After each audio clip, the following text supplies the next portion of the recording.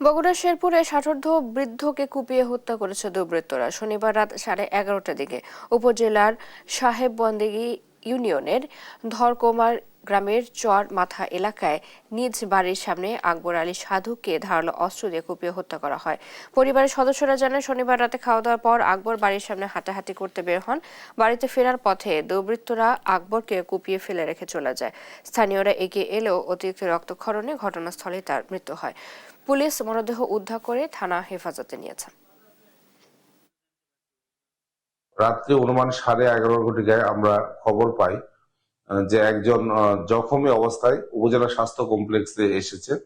উক্ত সংবাদের ভিত্তিতে আমরা প্রাথমিকভাবে উপজেলা স্বাস্থ্য কমপ্লেক্সে যাই, গিয়ে ডাক্তার সাহেব তাকে মৃত ঘোষণা করেন এবং পরবর্তীতে উক্ত মৃতদেহ আমরা ময়না তদন্তের নিমিত্তে আমাদের হেফাজতে নিয়েছি এবং এ বিষয়ে আমরা অনুসন্ধান কার্যক্রম চালিয়ে রহস্য উদ্ঘাটনের জন্য আমরা চেষ্টা করতেছি।